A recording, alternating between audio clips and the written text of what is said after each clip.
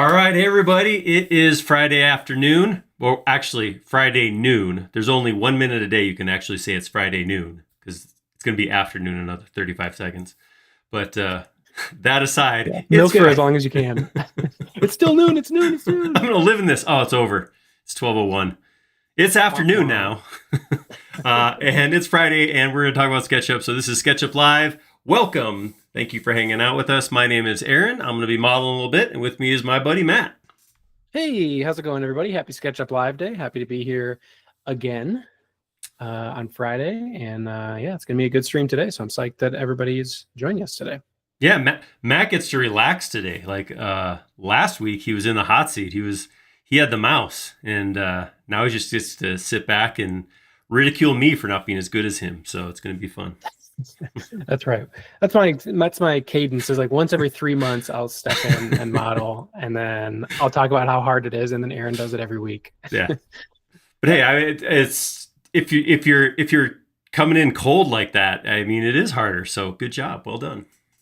Yeah, you're nice and warmed up. Or actually, right. now you're cold. Now I'm cold. Yeah. Yeah. So But you're gonna be lower your real expectations, folks. You got to be warmed up today so you can swim away from the That's topic right. of the stream, or else you'll be in big trouble. That's right. We had a recommendation, a suggestion from a forum member who said you should model Jaws. So we're not one for copyright infringement, so we're going to model a great white shark. Jaws is actually kind of weird looking. If you go look at him, he's like a big tube with teeth. So a real great white shark has some curves, has some shape. So we're modeling a great white shark today. That's the thing we're doing. We are going to do this. We're going to do some subdivision modeling. If you haven't seen this before, it is a method to create like higher poly organic shapes from basic shapes in SketchUp. So we're going to use a couple of extensions. I will call all of that out. I will talk about how I'm doing it, how I'm setting it up. We used to do one of these, I don't know, once a month or something like that. We used to do these fairly regularly, but it's been a while. So Yeah. We'll treat it like it's something new. Yeah, I'm excited because it has been a while since we've broken out really any extension. Sometimes you get a little bit of an extensibility in there, but yeah, a whole stream dedicated to especially subdivision modeling. Just it's like magic to me. You go from like the PS1 graphic, like pixelated, faceted version, and then it just like instantly looks like a organic real thing. It's a wave of the magic wand as far as I'm concerned. It's honestly, aren't most things with computers just really magic? We don't understand it. We call it science. It's magic. Yeah. It all happens behind the screen, behind the scenes. Yeah. That's right. Cool. Well, I did promise I would call this out, so I'm going to call out real quick. The 3D Summit is happening this summer. If you're interested in going, you can actually get a significant discount. Today is the last day of the discount. If you do, go look up 3D Summit. It's being hosted by Brightman Designs, and the code to use is First Tracks. If you use First Tracks, you get like $500 off a ticket. So check that out. It's going to be fun. It's going to be cool. There's if you go to the website again, look up 3D Summit. The people presenting there, it's going to be great. Nick Sonder, Matt Wheeler, Justin Geis, Daniel Tall, who's who of the people who present and teach SketchUp are going to be there, and it's going to be a fun time. I'll be there. I put myself after all those that guys, alone is worth the price of admission right there. You being there. Well, you just sit at home on Friday and see me. I'm easy to get to. Yeah, but not in 3D. That's true. In RL 3D, that's put on your 3D glasses now. And also, I would suggest looking up SketchUp 3D Summit. Sorry. Yes, SketchUp 3D Summit. That will get you right to where you need to go if you search SketchUp 3D Summit. So, yeah, sounds like a real fun experience. So, yeah, I would recommend it for anybody who's looking to take the next level and get to the summit of your SketchUp experience, workflow, whatever you want to call it. Yeah, that's right. All right, are we good? Should we hop in? Should we do this thing? Let's do it. Let's go. Let's model a shark. Do do do do do do. Model a shark. Do do do do do do. Who's got a young child at home? That's right. Yeah. All right. So here's what we're going to do. I'm going to use a couple of extensions. Primarily, there's 3 extensions I'm going to be using. One is SUbD. So I'm going to come here to window. SUbD. SUbD is the subdivision modeler, or the geometry subdivider is what it actually is. So what a subdivision is taking something with normal sharp angles and basically softening all of those angles. So I'll do an example in just a minute. You'll see exactly what that means. But that's the main extension we're going to be running. We'll be popping in and out of subdivisions a lot. In fact, I should set up a shortcut key for that, and I'll show you how I do that. The other 2 things we'll be using, one is right over here. It's Quadface Tools. That's this big, huge toolbar up here. And this is a set of tools that just makes it easier to work with geometry that is quadded. So when you do subdivisions, it's very important that you work with geometry that is basically interconnecting 4-sided shapes. So everything has to be like a regular ordered square mesh as opposed to a bunch of triangles or odd number of sides on things. So we'll see that too. I'll screw it up and then you'll see what happens if you don't do it right. I'm sure that'll happen. And then the third one we'll be using is Vertex Tools. All of these extensions are available from TomTom on Extension Warehouse. Vertex Tools and SUbD are paid extensions. Quadface Tools is free.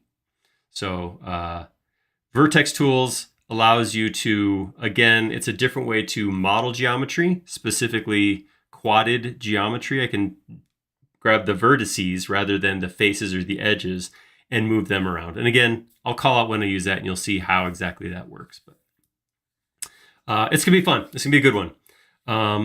These are always fun, exciting things to do because I never know really how it's going to go. This is one of those times where I think this is how this is going to happen, but it doesn't always work out that way. Okay, so I did map Vertex Tools to a shortcut. I did not map Subdivide to a shortcut key. So I'm going to do this right now. So let me do this. So I'll start with this.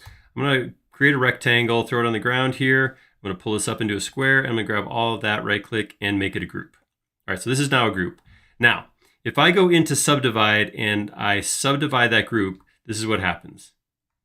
So it takes those 90-degree angles, and anytime one angle touches another, it softens and it makes it a softer connection between the two. This is a real low poly subdivision, so we can actually increase this so it'll get more and more polygons in there, and it will end up looking smoother and smoother, or we can take it back up. Like a rugby ball.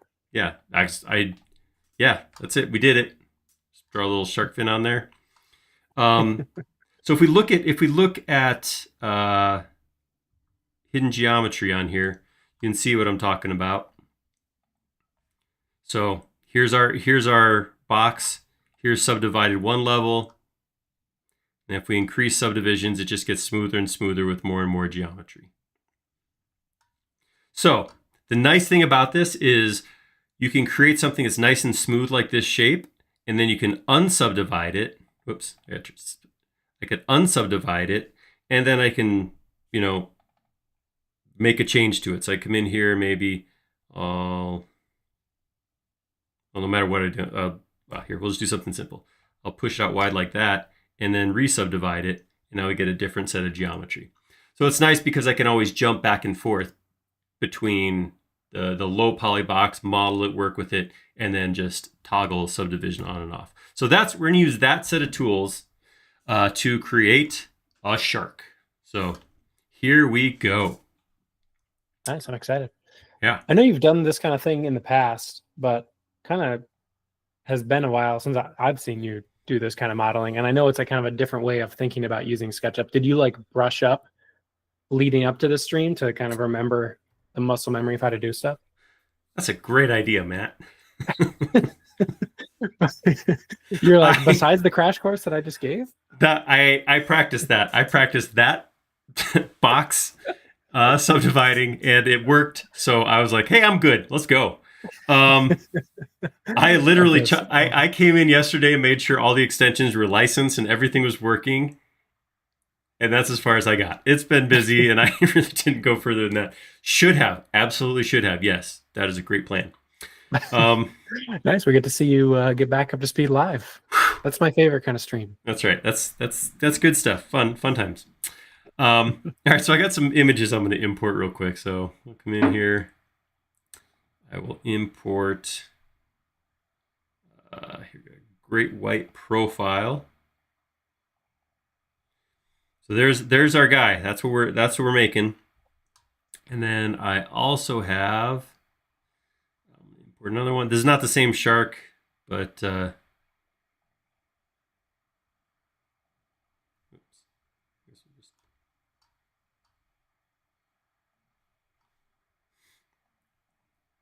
Ah, he's coming right for us. so all right, I gotta admit something. I do have like sharks creep me out. Like I can see a shark like in an aquarium from behind like that whatever foot of glass and it gets me. It scares me. I think I saw Jaws way too young. I think that was my problem. I was gonna say, is that a residual Jaws thing? Yeah. Absolutely. I lived in Illinois, and where we're at in Illinois, you spent the summers in ponds and lakes, and like that's what you did. You went swimming, and I was smart enough to know there wasn't a shark in the water in the pond by my grandma's house, but I felt a little uneasy every time I got in. So yeah, there's definitely shouldn't have done that. Okay, so these are the images we're going to work from. I'm going to take this picture. This is going to be the first one we're going to work with. I'm going to create a shape, a low poly shape that I'm going to kind of contour to this fish body. I want to try to get it straight though, so I can kind of move down his body. So I'm going to draw a line from here to here, and then I'm going to take those things and I'm going to use rotate to just get that in a straight line. Okay. All right, cool. The other thing I'm going to do, because sometimes I don't think about this and you guys usually catch me on it, I'm only going to do half of a shark because I'm going to use a component to make the other half because I'm smart and stuff. I'm going to come here right to the thickest part of the shark, draw an edge like that, and then I'm going to draw a polygon. I think I'm going to do an 8-sided polygon. So I'm going to jump up to 8. And I'm going to draw right here, up to here. Oh, I didn't get the middle. I just arbitrarily clicked. There we go. Like that. Totally went the wrong way. Try that again. Polygon. And this isn't even a problem with polygon modeling. That was just straight up skipped a step there. All right, cool. So that's what we got. So what I'm going to do here, I might actually move Bruce over here. So this is generally how I go about this process. I'm going to take this and I'm going to use push-pull to pull this out a little bit. I'm going to go from here to the back of the fin. That sounds like a good spot to do it. Then I'm going to grab this right here. I'm going to hit scale and I'm going to use just the up and down scale. I guess we could say vertical if we were a grown-up. Use the vertical handles on the scales to just get that where I want it to be. Like that. I'll come in here again, pull this next piece out a little ways. We'll go to the start of that next fin. Select that. Scale, scale down. And I'm not, again, I'm only doing up and down. I'm not doing this side yet. You know, I'm doing this right now and I'm thinking I might already start over because if I look at this shark, well, I guess he kind of changes shape. It's almost flat on the side. See that? He's almost got like a hexagon shape where it comes out. It's kind of flat vertical here and then kind of slopes back under. So I might make him out of a hexagon instead of an octagon. I'm going to try it. What's the worst that could happen?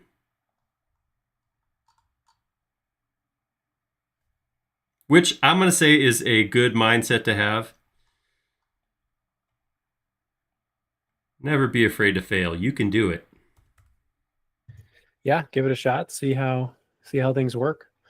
Now I know you said you like are using quad modeling. So between 6 and 8, is there any like there's no problem using 6 or 8 because it's just the faces on the outside that have to matter, right? Right. Yeah. Yeah, So when we okay. talk about quads, we're talking about this right here. And you can even see when I grab this and I scale this down. So I'm going to pull this side down here. And see how it breaks right here? It breaks right there. So those edges, those hidden edges, if I turn my hidden geometry off, wrong button, they'll go away. So this is technically a quad right here. So even though it has, I keep hitting the wrong button, even though it's broken like this, that broken edge is softened and smoothed, SketchUp's still going to see this as a quad. So this is a four-sided shape right here. Pull that out to here. Again, grab this, scale this down, scale this up. All right, and then I'll push pull again. So I'm just going to do this in a couple of chunks. And I'm doing this specifically to mark where his fins are too. So pull this one out to this next fin. Scale that down. Scale that up. Pull it out to the other side of the fins. And this kind of matching it to the photo works best when the photo is like as close to side-on view as possible, right? Is that when you picked this Correct. photo, was that like one of the things you looked for? Yeah, exactly. I mean, it's funny because I went looking for a shark and I was using architecture terms because I was looking for an elevation of a shark, and I switched it for profile. That was a better search, but yeah, that's exactly what I was looking for there. All right, so from there, I'm gonna come up to the front, pull this one up to where his front fin ends. And here we go. All right, and then maybe we'll take this up to like, so what I want to look at here is kind of like how big of, as you get used to this method of modeling, you can choose kind of where you want to put stuff based on geometry. In this case, I'm just kind of looking and going, okay, where do I want the breaks? Where do I want to start arching? Where do I want to start moving around a little bit? And it just comes from practice. That looks pretty good. I think I'm going to come this way, and I'm going to do a little bit of moving. So I'm actually going to come in here, grab just, I'm going to break that. No, actually, no, we'll just use scale again. So I'm going to scale. Pull that in like that. Come out wide like that. Actually, this one will probably come out even more.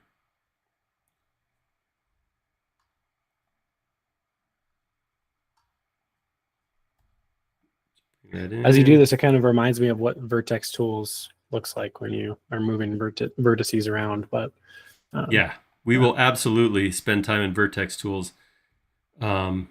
This is kind of the way of doing that just with regular SketchUp scale, but yeah. Yeah, I think what I tend to do is I tend to try to like stick with the simple thing as long as I can. Yeah, because I'm still scared. Got to go into this. All right, so I'm going to smooth out a couple spots right here. This guy's a little bit, needs to come down a teeny bit. There we go. And then this guy is a little. All right. Now I'm going to grab this. I'm going to make it a component. Call it a half shark. Sure. I'm going to come into it. I'm going to hide everything else, and then I'm going to delete this face on the back. And we'll see why in just a second. All right, so with that, that's enough for my first thing. I'm going to grab that. I'm going to subdivide it, and we're going to start to see kind of what we're getting. Okay, so you see that? So I'm going to go up 1 or 2 levels. I try to stay away from doing like, I think you can go to 4 or 5 iterations of smoothing, which is a lot of geometry, and that gets a little bit crazy. So I find that this is about the right number of levels, between 2 and 3. And then if I want to export something, I'm going to 3D print it, something like that, then I'll take it up to 4. But sometimes 4 can be each. So each time you do it, it's twice as many faces as before. So like in that original cube, we had just 6 sides. When we subdivided the first time, it broke each side into 4. So we went from six sides to 4 times 6 sides, 24 sides. Yeah. And then when we subdivided again, it was double that, and then double that. So some geometry like this, we're looking at like potentially thousands of faces real quickly. So just something to be conscious of. If you have a real big, crazy set of geometry, that can get out of control kind of quick. So that's what we're looking at there. That looks pretty good. At this point, what I do is I come back and I'd look and I'd go, okay, are there any spots where that geometry is not lining up with what I want? Is there any spots where did I take it in too far? The edge is too big. Speaking of edges, that back edge you can see kind of stuck to the line outline pretty good. If we come back in here and look at this, watch when I toggle this on and off. See that edge stays right flat against where it's at. If I had faces in here, so if I had this was actually closed up like this, it will see the angle between these pieces. So this piece where it angles over, it just sees that as another piece of geometry to be softened. So when I hit that, I get a blobfish instead. So you can see it did not hold on to that. So that's why when I'm modeling half of something, I always chop that piece off. That's intentional. All right, so that looks pretty good. Let's go ahead and take a crack at this face. I have no idea how I'm going to do this. So I'm just going to take a line straight across like that. We'll do the top first. I'm going to come through here in 2 pieces. One's going to be right here. Take that, come up, and come down.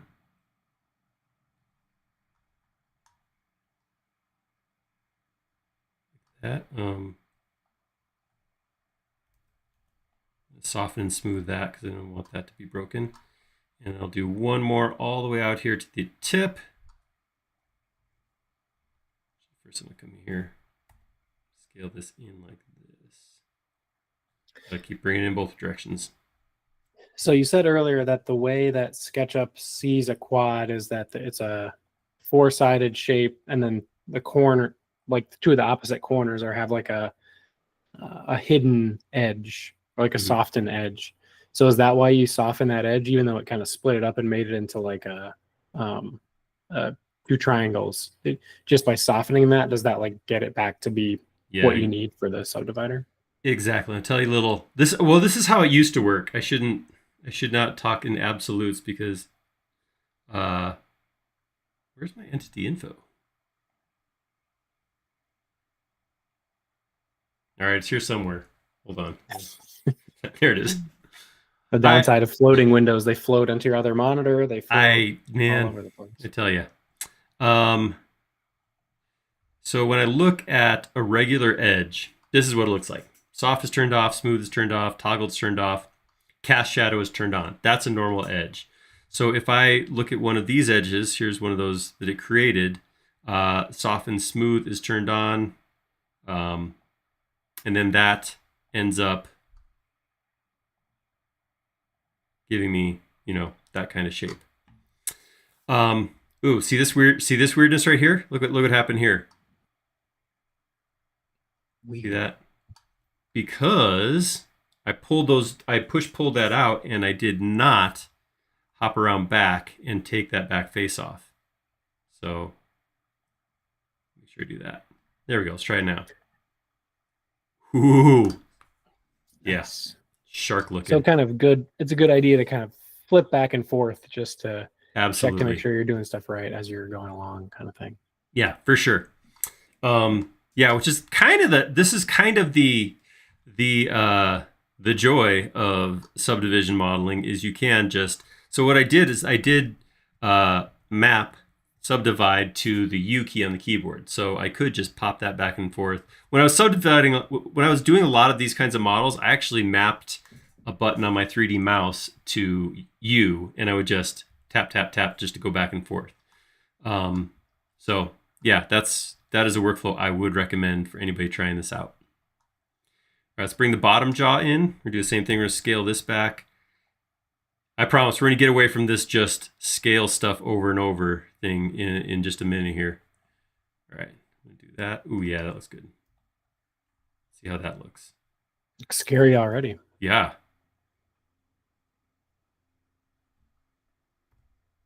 Oh, that wants to kill me. No question about it. All right. At least we don't have the teeth in there yet, so it's not. That's right. Toothless. Got a couple things in the chat. One is that is your shirt on purpose today? Because we are underwater, and then you have a boat on your shirt. It appears. Yeah, just happened to have my Kraken shirt on. It was not intentional. I grabbed it this morning. It was at the front of the rotation. So yeah, sometimes you win without trying. Wow. Yeah, you do this long enough, that kind of stuff. Just put yourself in a position for serendipitous situations. And then the other thing that people are saying in the chat is to save your progress. Oh my goodness. See, if I wore the right shirt, I would have done that by now. Half an hour in. Come on, man. Oh, geez. Trade-offs of every shirt. One reminds you to save, one is thematic. I think I could draw a little like save logo onto the back of the Kraken's head right there. Little squid save. Yeah. It's like a U-Haul thing. They have the save, hidden in every illustration. Hugo asks, what are the extensions called? So SUbD is the main subdivision extension that he's using. And then also Vertex Tools and Quadface Tools.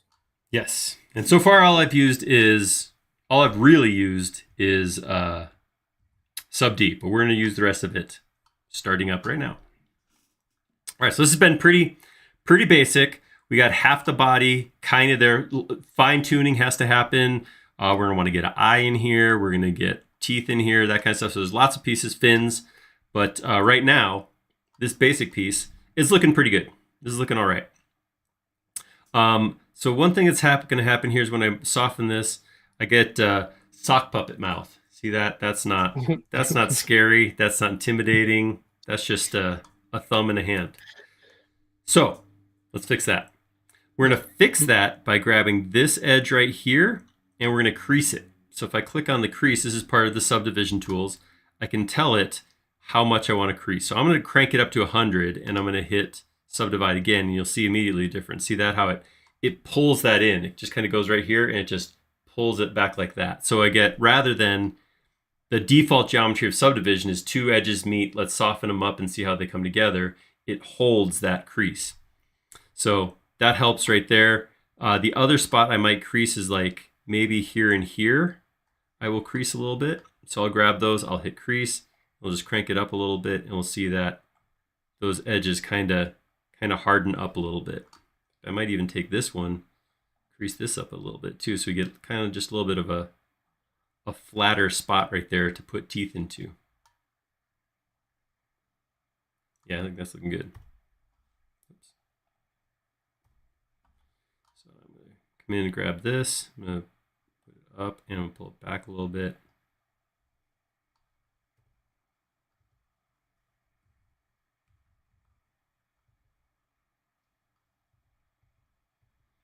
All right, looking good, looking good. It's all coming together. So right. the where his chin is, or like his lower jaw, that is that a triangle or is that a four-sided thing? And does it matter if it's a triangle or a four-sided thing? Triangles can work in quad modeling, but they have to be connected to edges all the way around. So yeah, so this will actually work.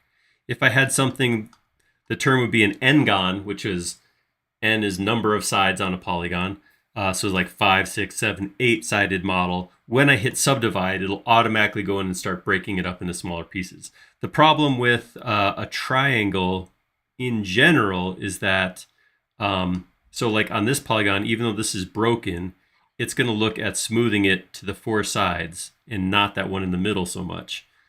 With a triangle, it's going to smooth on all 3 sides all the time. So you end up with excessive geometry that way. So that's why we usually use the 4-sided pieces rather than the rest there. Cool, good, thanks. Good catch, good question. All right, so something that's happening, it's not bad, but this thing's kind of weird right here. I don't really like the way this is popping back, so I'm going to play with this a little bit using Vertex Tools. I'm going to hit V for Vertex Tools, and this is what Vertex Tools does, is it gives you a little blue dot at every vertice. Vertice is any place a line ends. So in the case of this, our model so far, that is at the edge of every quad, we're going to have a vertice. And what I can do then is I can grab that vertice and then I can move it X, Y, Z coordinates using this little gizmo right here, like that. And the nice thing about using this tool as opposed to, so in the normal move tool in SketchUp, if you hit move and nothing's highlighted, you can go hover over a point, grab it, and you can move it wherever you want. That works. That absolutely works. The downside to doing that is moving a point will almost always, unless you're very careful and stay in plane, will almost always trigger autofold, which will take your geometry and, you know, you guys, we've done videos on that. Autofold will take your geometry and fold it and create creases and edges in it. Vertex Tools will honor quad geometry and not mess up or autofold anything when you move points with it. So it's kind of nice. The other thing that it does that's really cool, let's go ahead and exit here. I'm not sure why my screen keeps going like that. Yeah, I like that better. Cool. The other thing that Vertex Tools will do is so that geometry, you know, lots of vertices in here. So each of these points actually creates a vertice. So if I grab Vertex Tools right now, come in here, go into context, it's going to show me all those points. And one of the things I can do is, as I select, I can actually create a radius where I can move a group of vertices at once. So I'll put like 24 inches in here. And you can see there's that middle point that I selected. And then I have this kind of gradient pattern moving out where it's going to grab these other points. As they go back to blue, the dark blue ones, they're not going to move. The light blue ones are going to move a fraction of what I move my mouse. And then as they work up to yellow, it's going to be more and more. So if I pull it out like this, you can see what happens. So this is the cool thing with organic modeling and Vertex Tools, is you can make these smooth movements, the smooth geometry change, almost like a NURBS modeler, but right inside of SketchUp, which is kind of cool. So yeah, good stuff, fun stuff. Yeah, his cheek right here is kind of popping out a little too much, so I don't like that. So I'm gonna unsubdivide. I'm gonna grab that point and just slide it in a little bit. That's a result of the crease that I put in there, so it's not unexpected, but I do want to fix it. Cool. Okay, something else that happens sometimes is I'm having some issues here. Too far under the sea, the sunlight can't make it all the way down. I guess so. And my 3D mouse stopped working too. Here, hold on. Oh no! Everything's. Oh my gosh! We have a major malfunction. Oh man, that was fun. That was. Oh, and I got a green screen thing too? What? How did that all happen at once? Oh my gosh, it's a ghost shark. Wow, that was neat. Cut it out. Cut.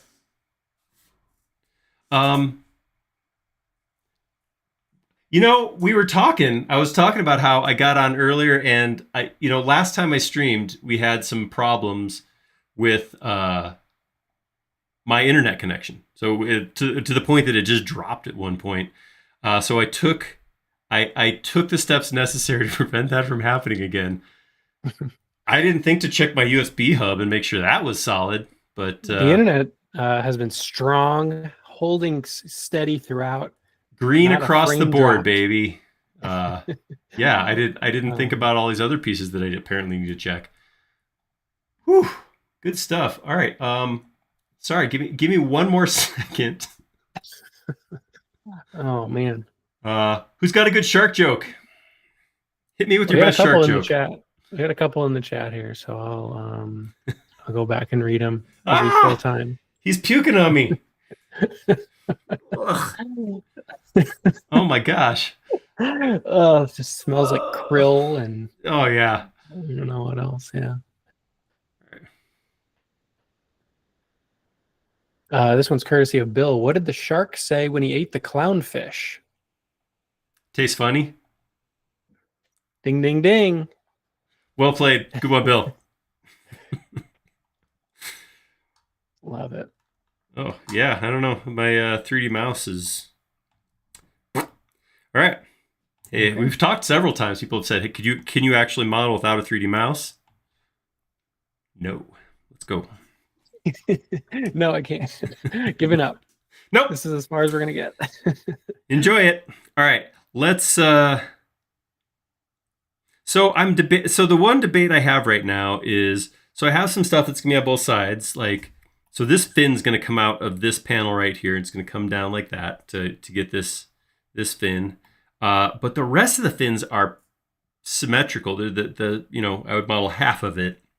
So I'm kind of going back and forth deciding, do I model this now or do I put the two halves together later and then model it?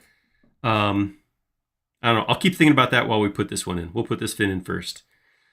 So the way it's driving me crazy. All right, I gotta move the 3D mouse off entirely. Yeah, I did. Randy's saying try unplugging, plug it back in. I did, and then my camera turned off. So I'm scared. I'm scared to do that. Yeah. Yeah. All right. Everybody now just watch the overhead camera for Aaron's ghost grab of his 3D mouse. This will happen several times. Yeah. All right. So here's what I'm going to do for this fin. So I want this fin to kind of come out right in the middle of this. So I'm going to use a quick. Well, let's see. Here's the first thing I want to check out is my shortcut key's over there. Okay, so that is.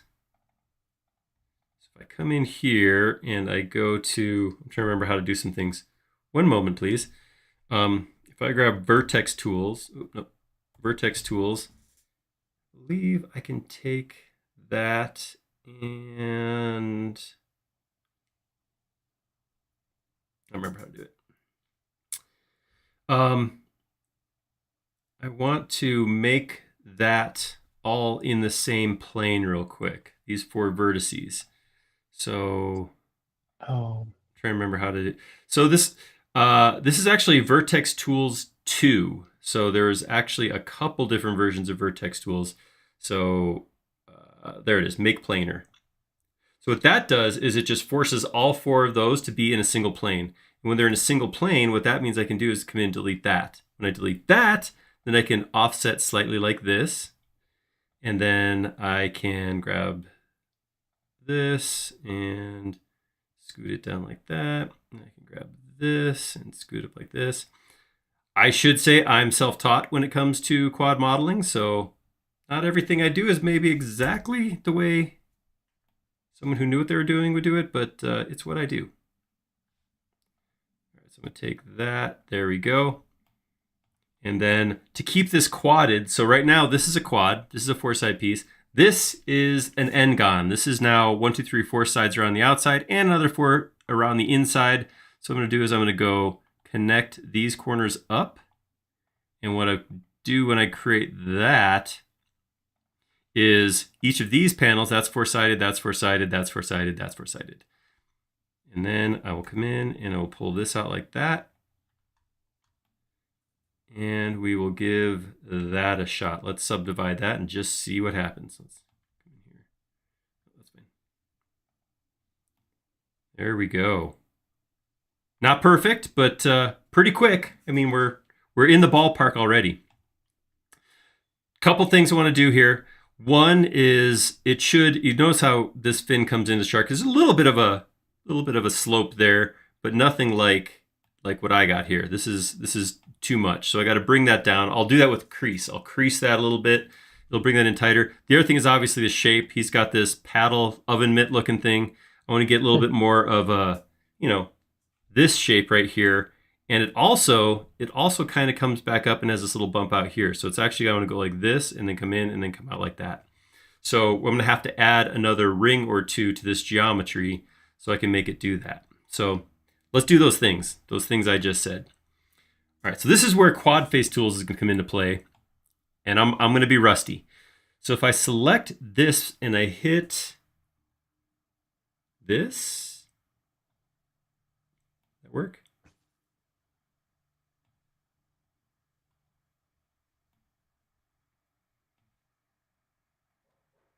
Nope, that's the wrong one. Okay, don't do that. What? This one? This one? This is me using any extension. I'm like, what do these buttons do again? There we go. That was it. No, that wasn't it. But yeah, so basically what I want is I want this ring all the way around. And Quadface Tools, when you know what you're doing, makes it real quick and easy to grab one piece of this geometry and say, okay, select all the way around. Once that's selected, then I'm going to come in here and I'm going to crease it not to 100% like I did in the mouth, where it is absolute. I'm going to go to like maybe say 75% and see what that looks like. Something else that happened down here. This got broken like that because I think I drew a line to the wrong spot. I don't think I quite hit the corner there. So get rid of that geometry and try again.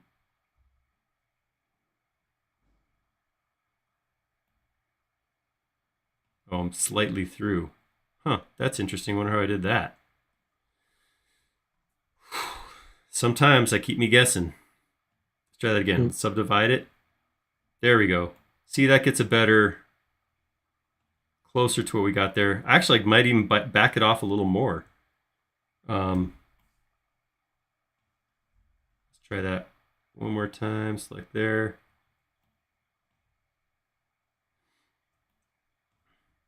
Oh man, how do you guys do this without a 3D mouse? I hit the wrong button. Which is it? This one? Yeah, it's that one. That did it. Nice. Okay. Day 75. And so, yeah, go ahead. I'll take down. I was saying because that's a quad, that's how it can do identify the loop. Exactly. If it was just like a random regular SketchUp model you're working on, I wouldn't know what's going on. But because you're being intentional about how you're modeling it can tell that. Okay. Right. Yeah, because I got that, what they call it, an ordered mesh. It is everything. Yeah, like here, it's a bunch of rectangles. So some of them distort and make changes. That's to create that organic thing. But you can see it's all like 1, 2, 1, 2, 1, 2. It's all in the same spot. So if you have something like, if you ever look at an STL file, which is just a bunch of triangles, it's chaos. I mean, there's one triangle's half the surface, and then the next one is this little teeny tiny bits. And yeah, so this is ordered. It's much easier for it to figure out what you're trying to do.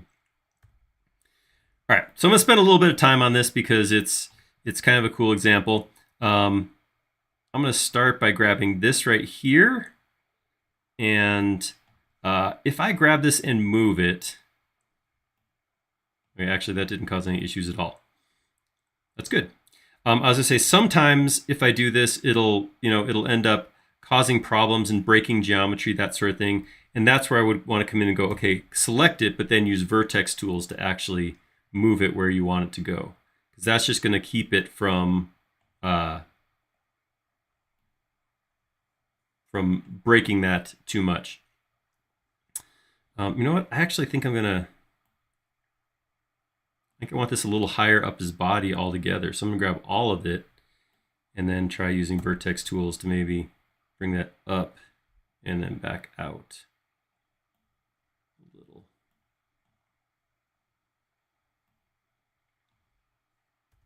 And this gizmo looks like it has move controls, but also scale and rotate. Is that?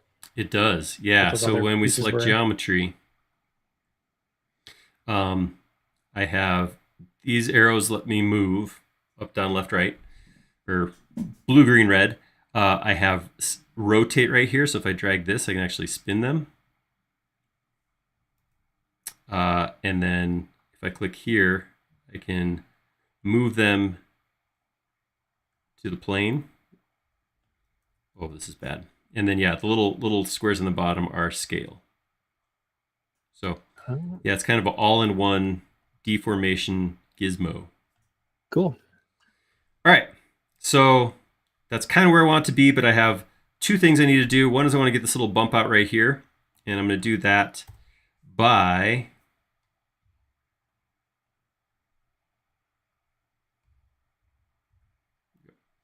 I'm going to grab these edges right here, and I'm going to insert a loop like that. Take that, I'm going to scoot that right back.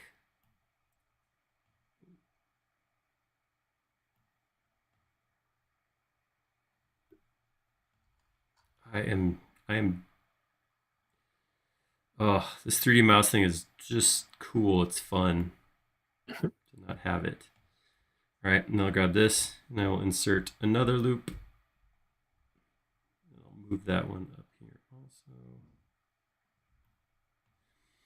And inserting loops does a couple things. One thing it does is it forces another round of subdivision. So the more loops I have, the more subdividing happens. The other thing is it lets me change geometry. So like right here, I'm going to grab Vertex Tools, slide this back. Whoops.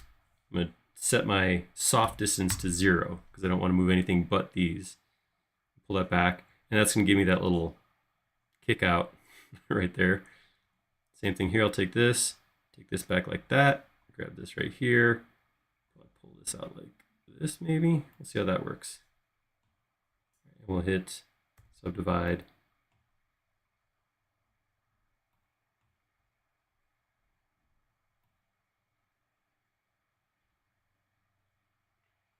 So yeah. Cool. There is a point of diminishing returns where you could sit in here and fine tune and that kind of stuff. I'm not going to do that. I got a little bit of overlap here when I subdivide, so I'm going to fix that up, but I think that will then be about it. So here's what I'm going to do. I'm going to grab this edge right here and use Vertex Tools to just scoot that up and out. A little bit wider base. There we go. That looks nice. Cool. All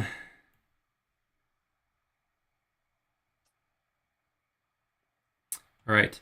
So now, go select it and then hit toggle subdivision. Now we look at this fin in the middle. Again, I'm trying to think if I want to mess with that now or if I want to come back to it. Why did that happen? That is so weird. I think what will probably happen was I was scaling something, I didn't scale the middle or something like that, or I grabbed a point and used Vertex Tools to move it. But I'm just going to do this real quick right now before I do anything else. I'll select this model and I'm going to use Vertex Tools to grab that point and move it.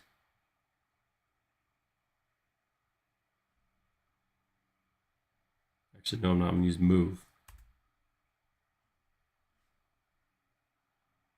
That way I can inference to the face. There we go.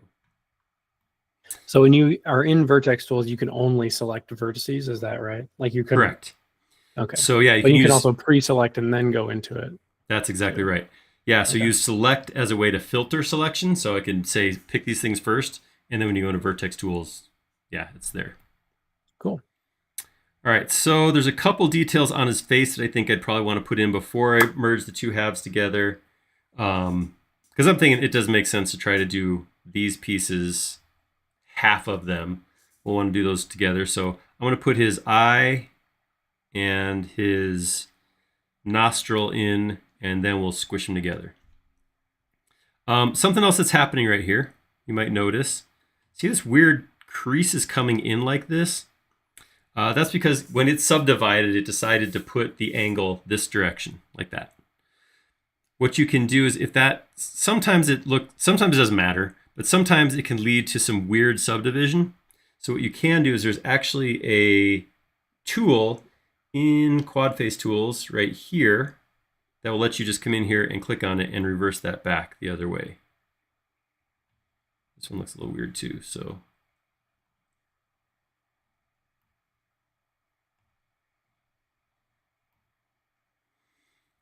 Nine times out of 10, it doesn't really matter, but every once in a while, that the way that turns might force geometry to tuck in or out in a weird way. So you can always switch it with that. All right. Yeah, let's talk about getting an eye in here and a nostril. So it looks like his nostril is going to be, let's subdivide real quick. Nostril's going to be like about here. And his eye is going to be maybe like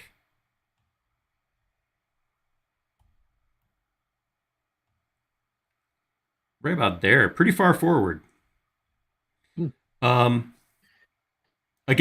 couple ways we could do this. One is we could model with a totally separate entity. I could model a sphere and just kind of just plop it straight into his face. And that would work. That would be okay. I sound disappointed with that because it feels kind of like cheating. So I'm going to do something different from that. Okay, so this one right here doesn't have any breaks, so this will be easy. I'll start with this. I'm going to do the same thing I did before. I'm going to offset to get geometry in here. I'm going to make four-sided geometry like that. I'm going to take this edge, bring it back to about where the nostril is going to be. And then I'm going to grab these points. And all this is, I'm just snapping right on surface, so that makes it easy. Right about there, see if that's a good spot for his nostril. Looks good. You keep saying nostril, and people in the chat are saying it's not really a nostril because he's a fish, but sorry, you just said it like 8 times in the last like 30 seconds, so I couldn't help but laugh. But his scent sucker, I don't know.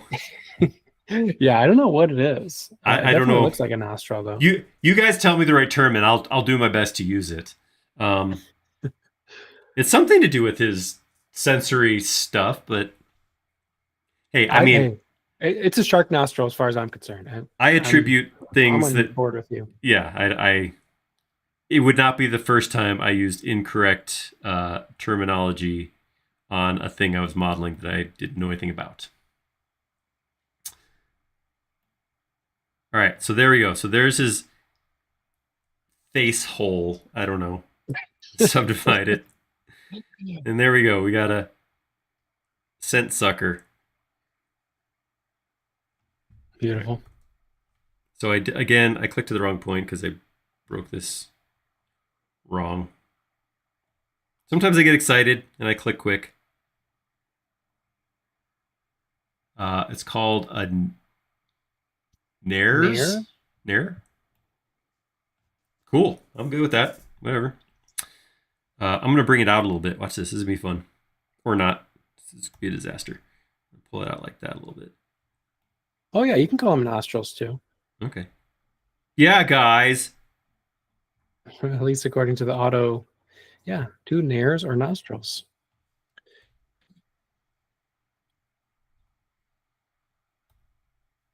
And as Nick says, they're for smelling fear. So they're doing their job. They're right next to you on the screen right now. So yeah, I know you said you're scared of sharks. I'm with that. So senses are tingling. Yep. He knows where I am. All right, cool. So there we go. There's a Nair. All right. I would probably go about pretty much the same thing to do. I've done eyes on things before and done very similar process. So I'm going to grab this. I'm going to hit Vertex Tools. Again, I'm going to go up to, I know there's a quicker way to do this, but I found this. So therefore, I'm just going to do this. Vertex Tools, and again, make planar. It's going to shift all the pieces around it so that these 4 pieces are all in plane. Then I can come in here and get rid of this one edge. And same thing, I'm just going to offset this to get my shape like that. And then I will pretty much do the same thing I did to create that not a nostril. And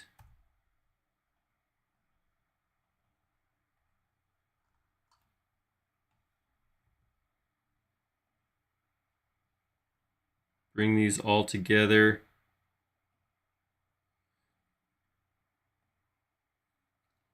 And we get as close to like an even four-sided piece as I can right here.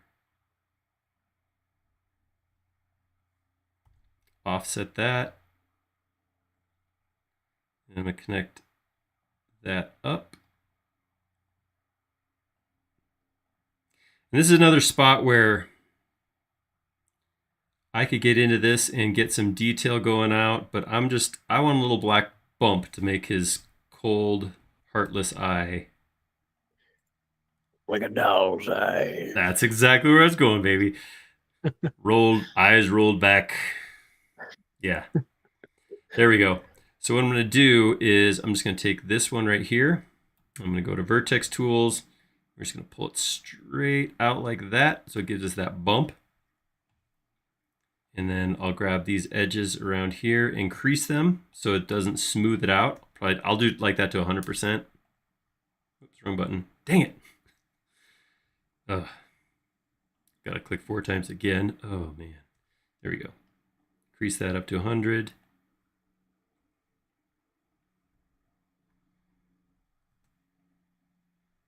Nice. And then there we go. Looking good. So yeah, let's get rid of these extra edges.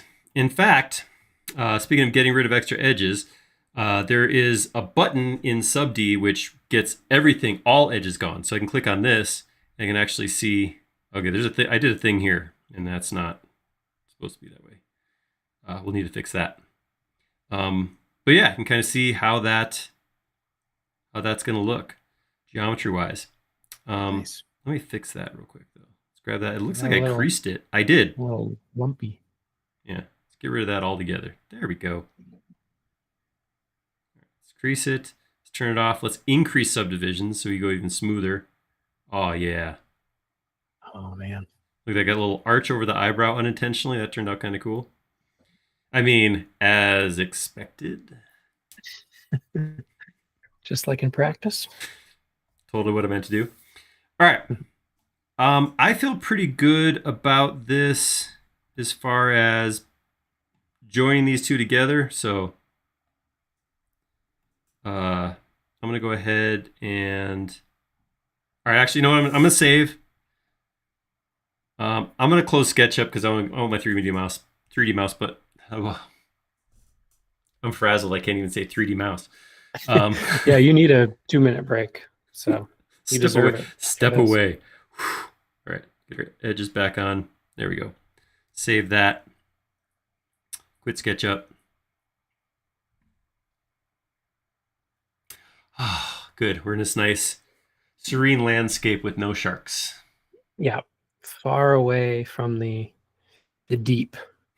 So that's good. So you're talking about making a copy of it. Is there a kind of a rhyme or reason to kind of when you would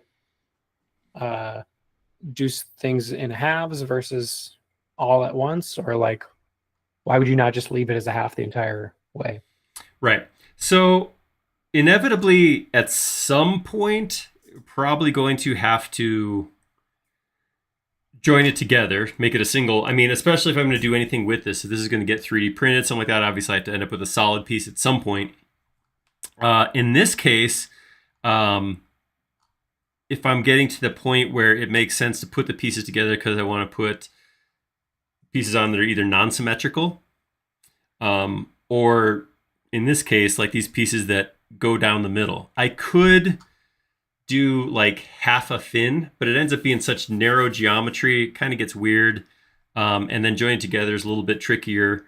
So I'm at the point where I feel like, okay, I've done everything I want to do on a mirrored half.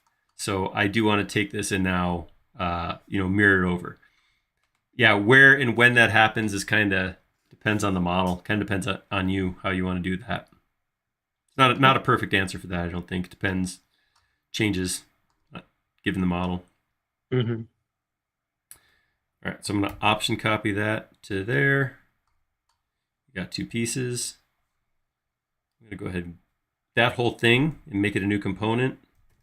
Call it chart. so weird. All right, Yeah. I'm going to take a copy of that over here.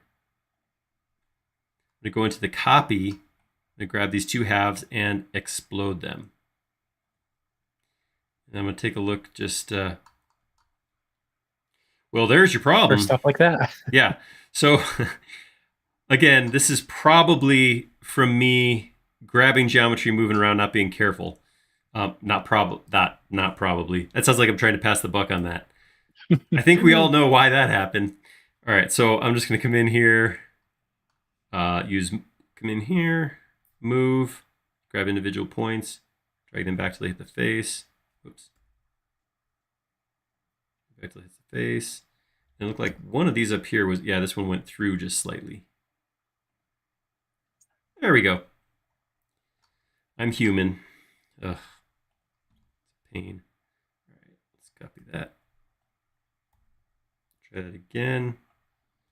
All right, grab both of these. Kind of looks like a manatee or something when he's unsubdivided and has his big nostrils coming at you.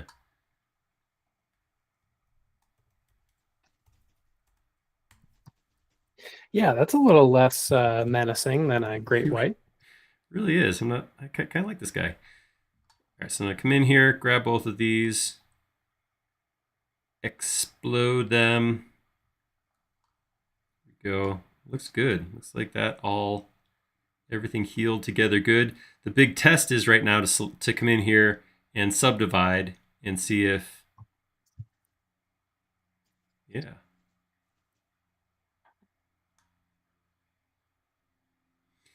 Cool. Smooth that out a little. He's a little lumpy there. All right, cool. All right, so now, and I did that. I copied over here as a copy, so I could do that without this getting in the way. Now that we're here, though, let's take a look at what we might do with this. So there's several ways we could go about this. I can't just put a 2D geometry up because 2D geometry is not going to subdivide the right way. So I had to figure out a way to put some thickness there. So what I'm thinking I'm going to do, show me my geometry again. All right, so what I might do is something like this. Maybe I'll come down here like that. And then now that I'm doing this right now, I'm kind of feeling like maybe what I should have did, I probably should have done this when I had the larger shark. But because I'm going to take this geometry now and just mirror it over to here. Because then I think what I can do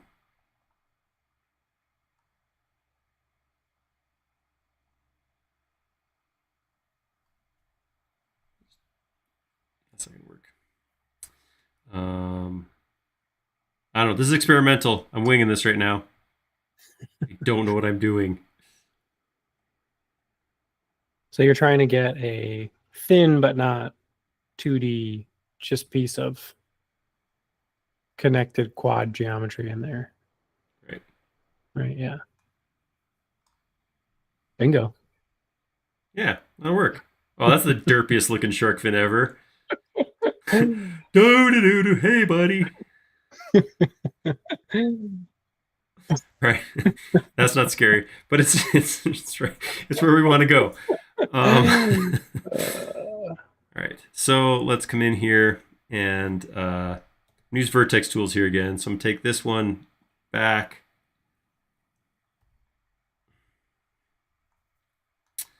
I think I'm going to have to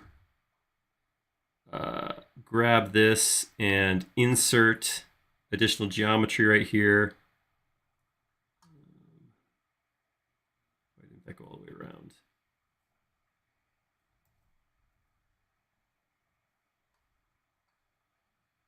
Huh. That's weird. Is it because those are triangles? Maybe. It might not be breaking because they're too small. Yeah. Well, I could troubleshoot it, or I could just fix it by clicking my mouse a couple times.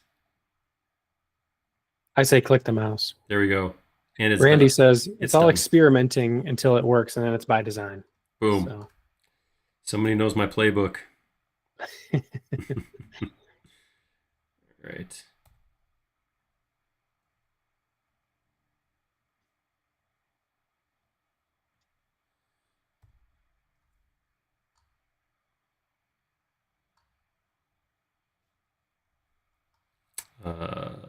X-ray. Oh, we gotta bring it way down. Okay.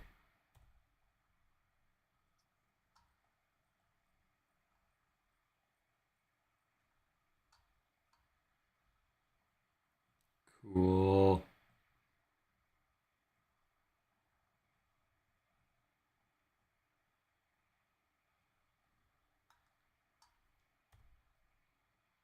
All right, I think we're getting close. I want to hold a point a little bit. So I think I'm trying to think of which pieces. I think if I just grab all of this geometry and crease it, I might get it to stay a little bit. So I'm going to try crease and not try 60%. All right, yeah. Perfect. I love it. All right, unsubdivide. We're going to go grab this ring around the bottom. Oh, look, I got a softened edge right there. Don't do that. Anybody else do that? Right. Grab those edges right there. Oop, too much. There we go. And then we'll crease that. Probably something about the same. 68 perf probably. Yeah. That's right on. Yeah, that's about where I want. Yeah. That actually gave it a weird pinch in the front. So I think maybe we don't want to crease these. Let's see what happens if I just decrease that. Oh, so good. All right, no, total decrease is not the thing. Let's try that again. So I can't actually do this in a subdivided view. It can sometimes eat up a little bit of your processor to do that. So it can be kind of stuttery, I guess. But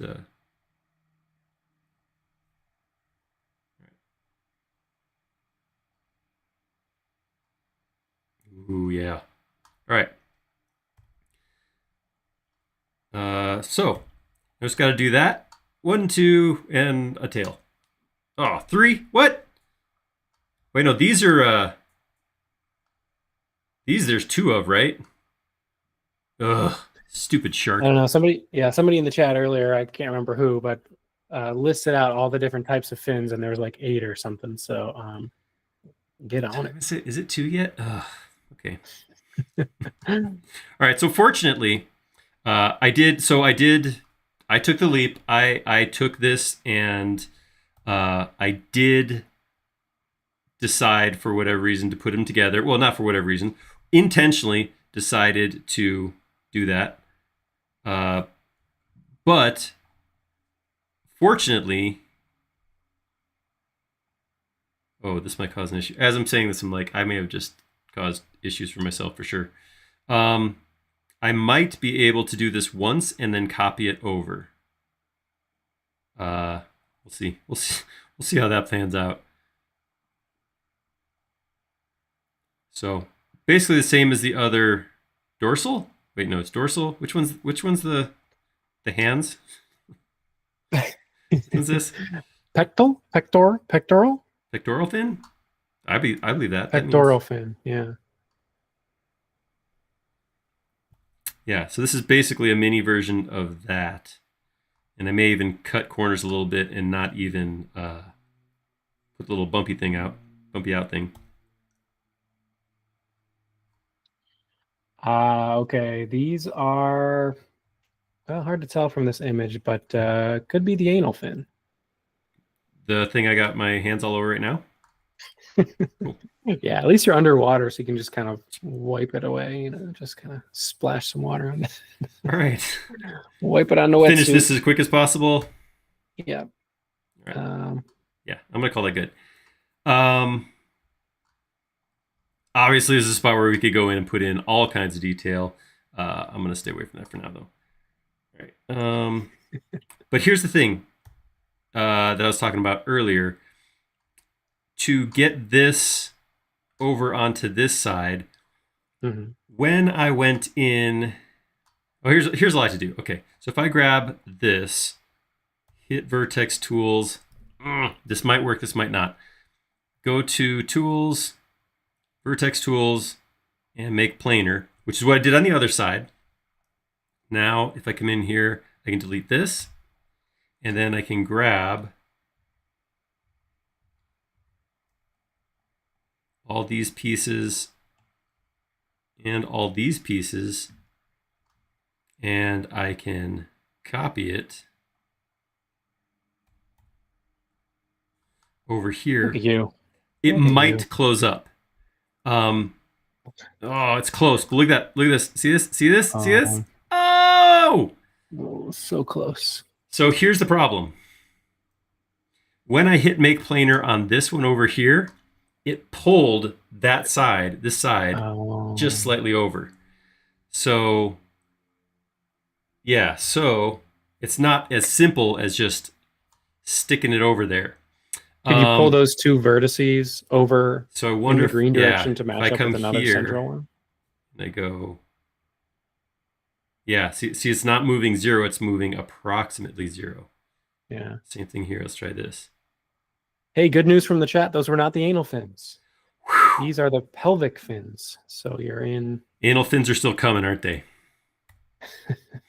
I don't know. It depends on what level of detail you wish to model, of course, as is tradition with SketchUp Live. But no, I say definitely you want to get the big back one, and that is not the anal. So the tail fin. I know that one. Ooh, ew, tumor. That's not good. You shouldn't have that right there. Okay, so something didn't close up perfectly over here. I guess what I'm doing right now is arguing for, staying in 2 separate halves as long as possible. I'm just going to delete all the geometry out of here and then reconnect it with a fresh piece. And it's not going to close, of course, because this was a quad and not a square, or this was... All right, show me my hidden geometry. What do I got?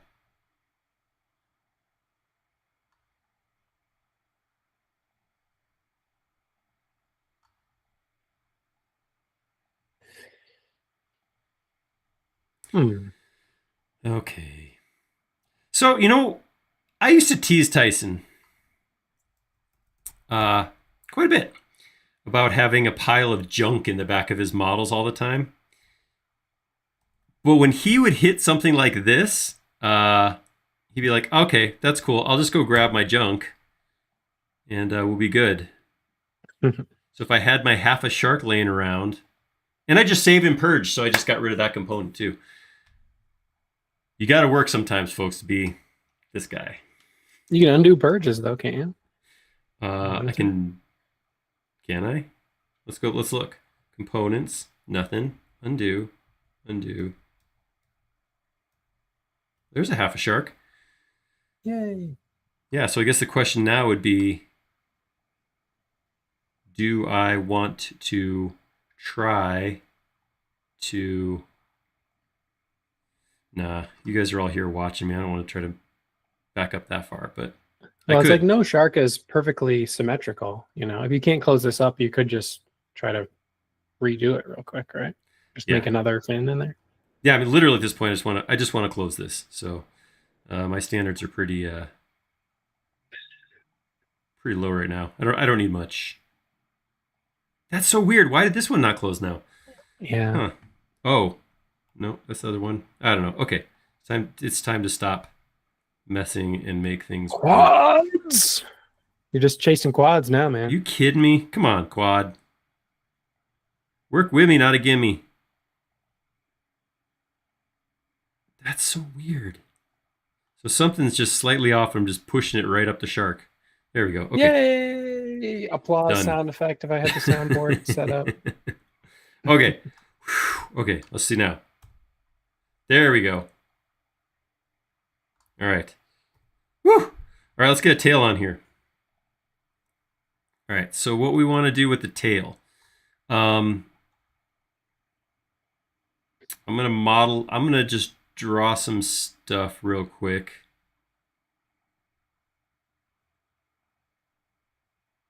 Oh, here, I'm going to go bring this out a little bit. This is out of context, too. This is not part of my current geometry. So if I draw an edge here, pull this out to here.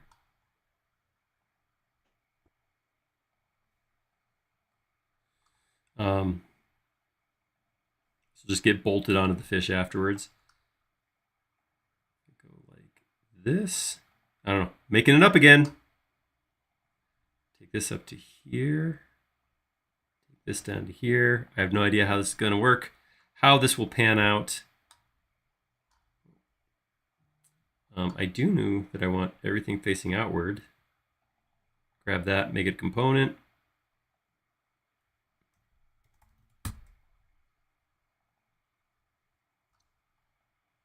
Get rid of this. And then we shall try subdividing and see what happens.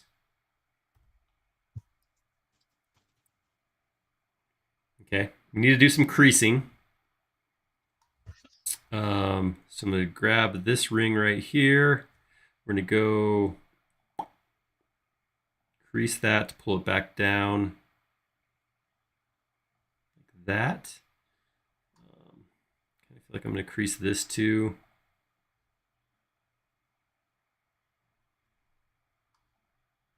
Yeah, it does seem to me that it's helpful to have it at least subdivided a little bit when you're creasing so that you have kind of somewhat of an idea of what it's doing, you know, yeah, versus absolutely. being all the way in the base geometry. Yeah, for sure. Totally agree. At least when, if you're not used to it, like me, I'm like, oh, I have no idea what a 70% crease versus a 30% crease does, you know? Mm-hmm. You can see this too. You can see how it pulls that down because it's just a single point. So it's rounding that point off. So it's pulling it down. See how far that comes down. There's a couple things to do with that. One thing I could do is I could try coming in here and like vertex tool and just stretch this way, way, way up. Pull this like this, like exaggerate it. So when it pulls back down, it ends up where I want it to be. So you try that. Thresher shark. And it comes closer. The other thing I could do, I'm going to undo that a couple times. The other thing I could do is I could probably come in here, insert a loop. Nope. Okay. That's easy enough to do manually. Put this like this. And then when I do that, watch. That was not as impactful as I was hoping. But that gives me, it actually pulls down a little bit less because it's subdividing across a smaller space. So if I come in here, we'll do it again.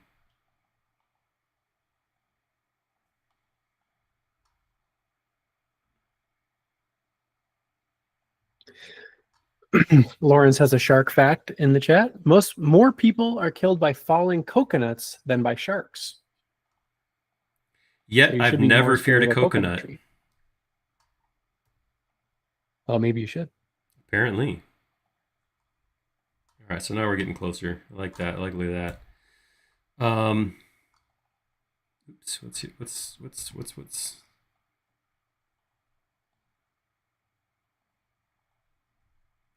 All right, and I can shape this a little bit too, because I can come here with vertex tools and pull that out a little bit.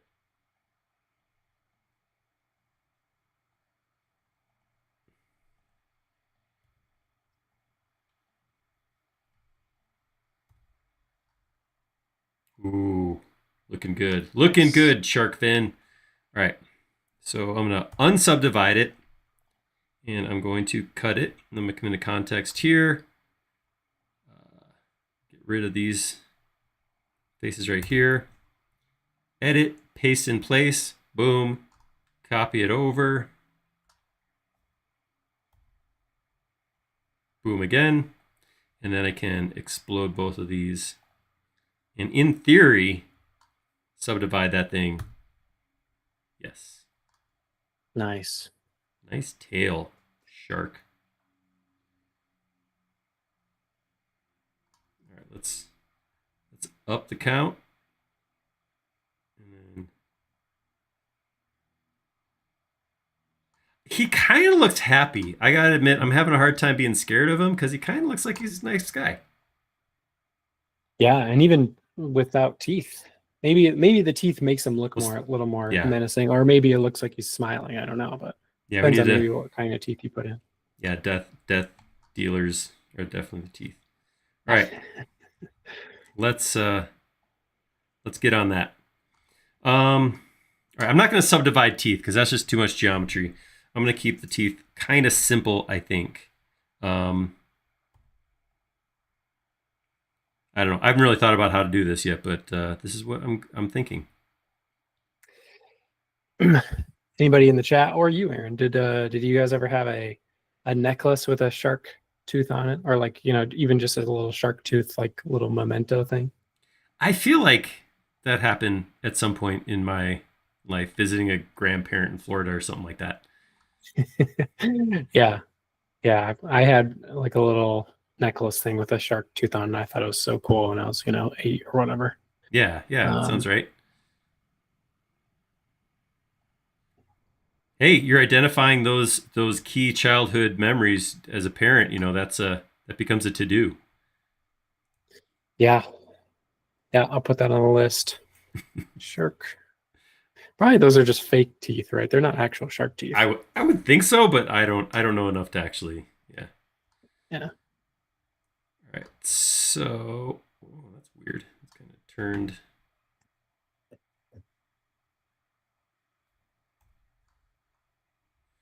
All right. So I'm trying to think of how to do this quickly and easily, and I will be honest, I'm coming up blank. I'm thinking like use a component to go along a path or something like that, but going to find that versus doing what I'm doing right now seems like more work. So I don't know. We're off script at this point.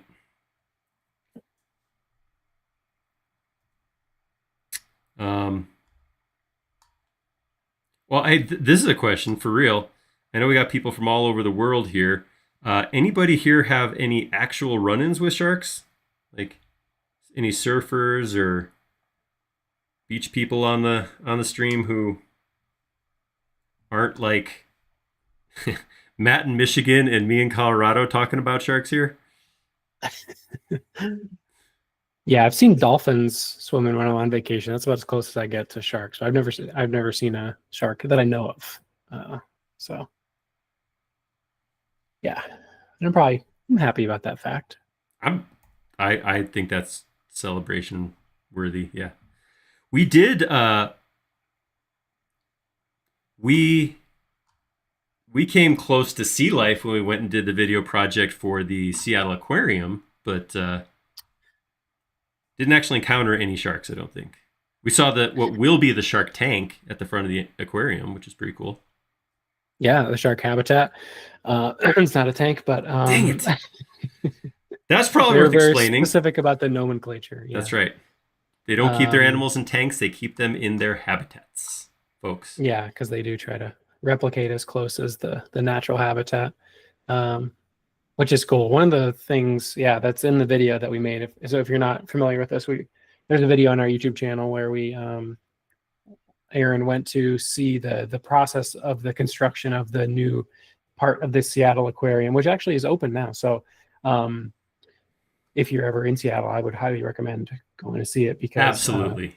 And maybe watching the video before so you can see kind of what went into it, because it's really striking seeing the finished stuff and seeing the kind of the in progress, but they use SketchUp to coordinate a lot of the construction, and the behind the scenes, like just within the aquarium itself, of all the the different, I don't even know the names of all the stuff that keeps it running, right? All the devices and tubes and things that the smart people sort out that makes it just so cool when you go and see it. You're right up next to it, but you don't really think of all the stuff that went into making it happen. But very cool.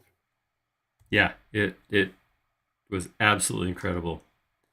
I second what Matt said. If you ever find yourself in Seattle, yeah, go check it out. It was one of the coolest aquariums. I mean, again, landlocked Colorado. Yeah, I get it, but I do have some standards for that sort of thing. It was pretty cool. Yeah. And even if you don't go inside the actual aquarium, it connects like the waterfront walkway area that has like, bike paths and shops and stuff with the Pike Place Market, which is like a popular destination for people as well. So you don't have to, cross any roads or anything when you're going up there. So yeah, very cool. I don't know what level of detail you want to get into, but it does look like I'm looking at just pictures of shark mouths. Nightmares about this for sure, but I think the teeth are kind of like angled back in towards the mouth, which... You mean it doesn't look like a bear trap? Is that what you're... Because I made a pretty good looking bear trap right here. Yeah, I definitely phoned it in on the teeth. I can acknowledge that, yeah. Just put them really far back in the mouth and turn ambient occlusion way up, and then it'll hide them.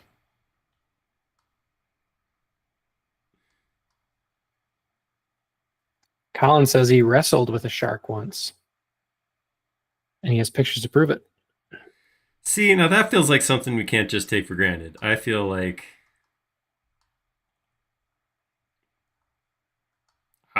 that's awesome. Yeah, that is awesome. Brandy says it looks like Tom Tom's about to be lunch. Yeah, it's a bad spot to stand, buddy.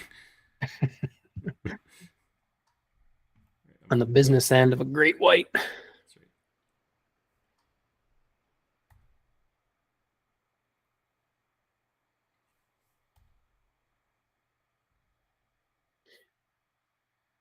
Oh yeah, here's a quick tip that I can share. When you just did that X-ray mode to see the handle for the scale tool, sometimes your models are like really complex, and X-ray mode is going to take a lot of like processing to turn on and stuff. If you use K for back edges, that'll do essentially the same thing, but it renders a lot faster. So if you do have a really complex model where you're trying to hunt for that one scale handle, back edges is a good little tip to get there with less computing power than X-ray mode. I'm trying to do this without having to like mess with this model too much, but these teeth, that's good enough. That's gonna work for me. I feel like a good, and maybe we should model a cool souvenir shark tooth necklace next time. Oh yeah, that'd be good. And then 3D print it and then sell it on our SketchUp Live shop. There we go. It's all about merch. All right, so I'm seeing some stuff here. I'm gonna play with. I'm gonna unsubdivide this. Come in here and I'm gonna grab this ring.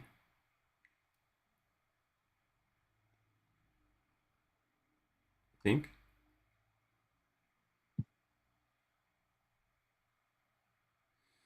I don't remember how anything works anymore.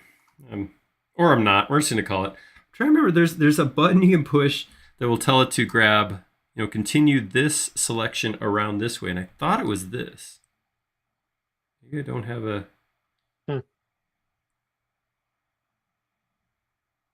Does it only work with quads, or does it? Yeah, but this should be a quad. I was just saying, like, as I went through and kept doing this, I noticed that I kind of got away from the shape. I got a little bit too far down. So I want to kind of stretch these out just a little bit.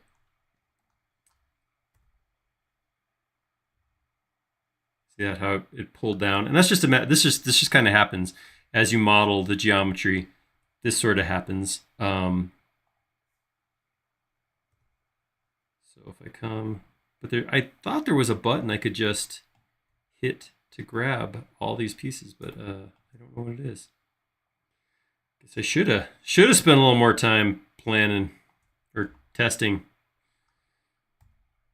All right, we'll do the same thing. Actually, with this one, I think I can just select these two. I don't have to actually grab the whole ring. Work smarter, not harder. And I'll scale that and just pull that up like that. I think that'll work. Maybe I'll do the same thing here on the nose. I feel like I'm losing the great the great wark shape, the great white shape a little bit here, but hopefully that brings me back into it. Yeah, there we go. That's a little closer. So yeah, I've kind of got to that point where I was talking about before. This would be like our fine tuning time. This is when kind of just keep going through there and redoing, adding, that kind of thing would happen over and over again as you get that final geometry laid out the way you want. I'm wondering if, might get crazy right now, might get silly. I'm wondering about projecting this texture onto the shark. That's what I'm thinking about. Yeah. Which, this is another one of those point of no return situations. Because what I'd want to do is I would want to explode that subdivision model, smooth it all, get rid of all these edges that show where my quads are and stuff, get rid of all that, and then project my geometry onto it. So, it is going to test where my eye is, though. Let me look at something real quick. So if I do bring up X-ray, I can't tell where the eye is. The eye's further forward. Well, you only stream once. Let's just do it. I'm gonna. Well, here's one thing I'm gonna do. I'm gonna grab shark teeth, pick a point, move it from this point, copy it, come over here to that point. All right, you're my backup. You're my test subject. So I'm gonna take this now. Let's save. All right. And I'm going to explode. This can take a minute or two. That wasn't bad at all. It's still working. Geometry as it exists inside of a component is stored differently in the model than geometry that's out in the drawing space. So basically what's happening is when I explode, it's taking all that stuff that was compartmentalized and basically saved inside of a separate SketchUp model, and it's putting it into this SketchUp model and putting it out there for me to use. So exploding a heavy, dense mesh like this can take a second or two to redraw everything. So we're going to let it do its thing. I don't know if this is going to work or not, but what I would probably do, here's what I would do if I was, I almost said if I cared. I care. I absolutely care. What I would probably do is I would take this shark picture into Photoshop or something like that. I'd go get rid of the eye and nostril so that the whole body was just one smooth piece. I would probably stretch the edges a little bit so it didn't have that harsh end against the water, so it went a little bit farther. Especially around the fins and stuff, just make the image kind of drag past where the actual geometry is going to go. And then I would save that and bring that and project it. Since I haven't done that, I'm just going to try it with this image right here. So I'm going to save again because I'm on the outside. I'm going One other thing you could try if that completely goes wrong is that Joseph, one of our customer success managers, sent me over to share with you like a shark skin material and also a underwater environment as well. So that's what I don't have. Yeah, should have thought of that ahead of time. Yeah, so I'll send those over to you just in case you want to try those out too. No, nothing like winging it and trying something brand new live in front of all y'all. It's a good time. It's a good time. Um, cool. Let's hit this. I'm just gonna give this a shot. This may not work at all. I can come in Yeah. here and I can smooth all of this. Get rid of those extra edges. Ooh. All right. Creepiness, just for me, just went up a level or two with that. Beady little eye, don't care for it. All right, and I'm going to take this. Right now, this is an image, so I can't actually use an image to put onto a model. So I will need to take this image and explode it. When I explode it, it becomes a surface with the material on it. I'm going to right-click the material. I'm going to go texture, make sure it's projected. It is. Now I'm going to sample it and apply it to my shark. Oh, that looks really good.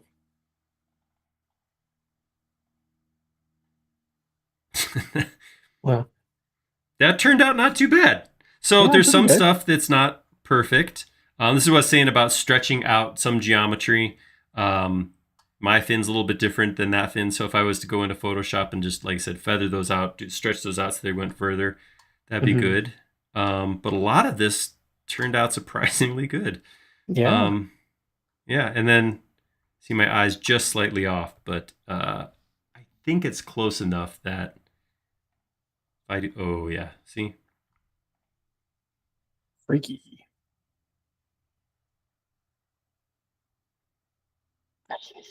Whoa. That works. Yeah, I do kind of want to. So okay, so we're past the point where we're subdivision modeling, right? We talked about that. We already broke this. But the geometry is still in there. We do still have a whole bunch of geometry. So in theory, what I could do, I'm going to.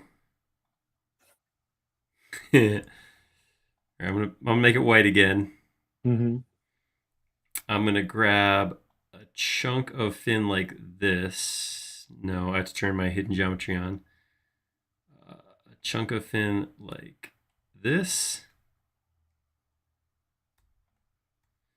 And then I can use vertex tools to maybe scale down like that. I don't know. Let's see what happens. Sure. I say that as a question. Yeah, I don't know what I'm doing. All right, let's unhide this. That's closer. Yeah. If I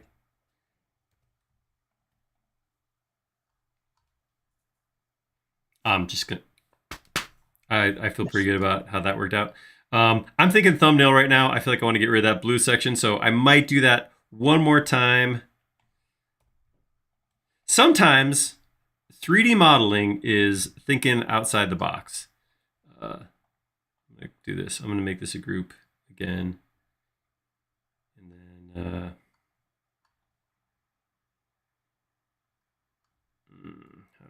how am I gonna select this? I'm gonna use my lasso Lasso. select. I'm totally. How many of you guys are in this boat? You forget that there's these new sweet tools.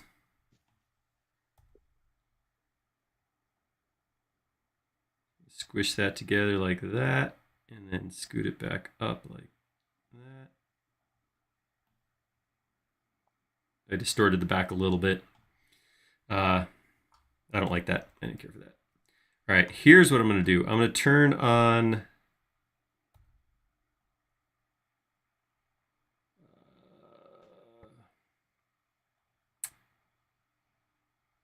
Grab a chunk like that, and then I'm going to say radius of like 4 inches.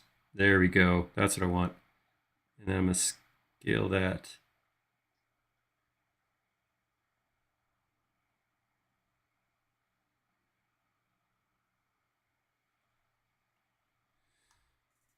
A little bit of fine tuning, sculpting there. All right, Yeah. Look at you getting back into the subdivision game. I got this. Oh, much better. All right, there's a little blue on there, but I'm going to say it's a birthmark.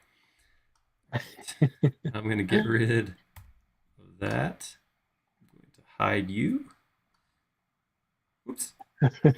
The bear trap remains.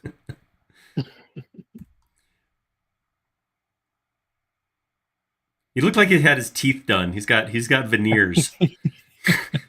They're just a little too straight and a little too white. You know, you see something like that and you're like, doesn't look bad. It just, yeah. You can tell. Yeah. All right, I want to just go for a nice blue environment. I don't have that underwater environment that you were offering, but yeah. I mean, you could do fog and do it like a yeah, there we go. Color. Sorry, Tom. You are shark bait. Oh no.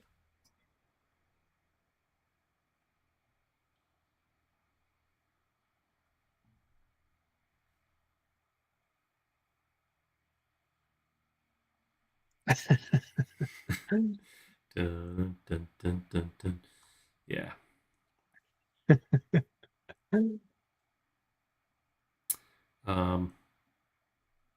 Oh, Keggy says it's a combination of Jaws the shark and Jaws from the James Bond movies. It is. My fog window's not on. It is. Where'd you go? Hold on. I got a lot of real estate to find this on. Not pictured Aaron's 14 other monitors.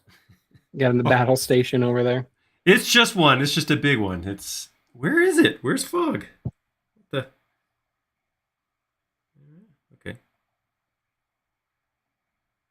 Turn it off. Oh wait.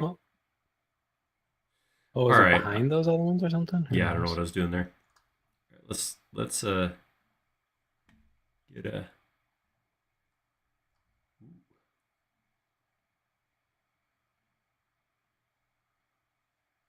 That's pretty good. Might go a little bit less saturated, a little scarier.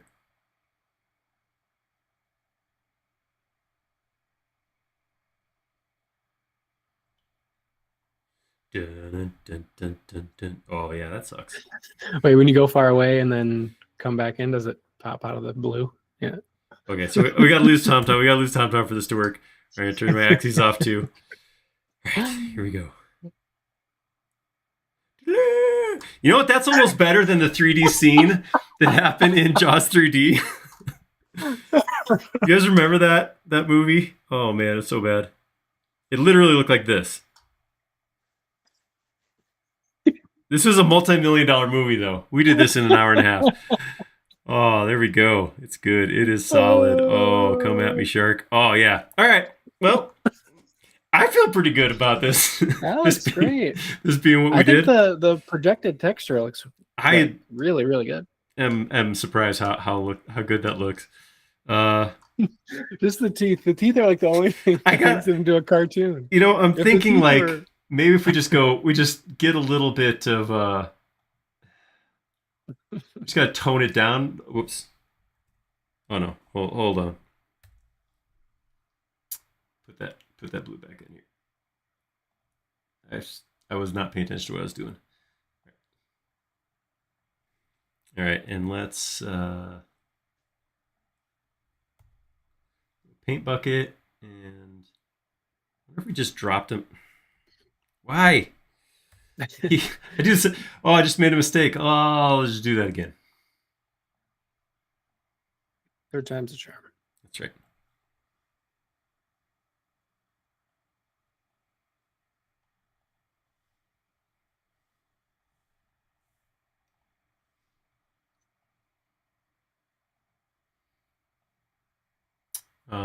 All right, so now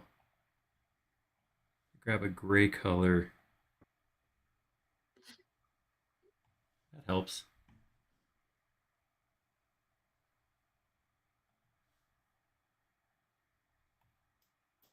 There we go. That sells the underwater in the dark look.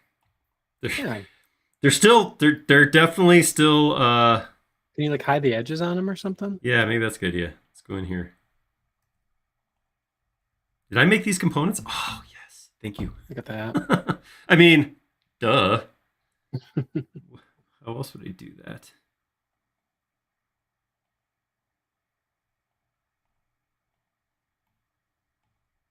That helps. Yeah, from far away. I love it. Yeah, just don't get too close. All right, cool. Let's get our fog closer, a little closer, so we get a sweet, sweet thumbnail here.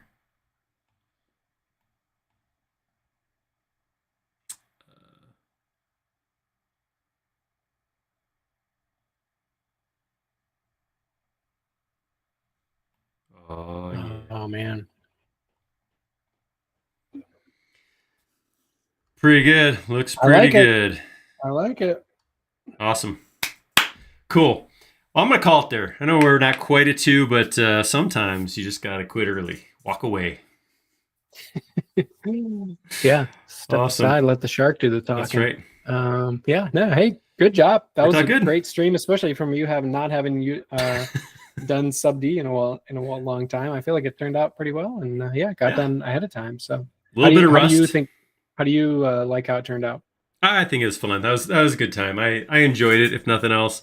Like I said, really, I think every time. So I've done this several times where I get really into subdivision modeling, and then I kind of quit for a while, and then I get back into it again. And the first one out of the gates is never the perfect one. But if I stick with this 2-3 times from now, I'll be like, yeah, like just that there's a level of finesse with creasing and knowing how many quads to put in. It's just a practice thing. It's not prescriptive, there's some fine tuning there where I felt stuff was clunky, but I think this was a fun one. This was a good time. Thank you. I'm trying to hold on. I need to verify who threw this idea to me on the forum, because I want to give credit where credit's due. It was Chip Cookie. This was Chip's idea. He was actually saying we should take Benchy, the little benchmark 3D print of a little tugboat, and model a shark jumping up onto the back of it. I didn't put that part in the suggestion to the team. I kept that to myself. I figured a shark was good enough. But thanks, Chip. Great idea. And this holds for you guys too. If anybody has a great idea of something that they think would be a fun model, let us know either in the comments here or on the forum, or once this is recorded on the YouTube video, we read those comments. We're trying to do more and more content based on your requests, your comments.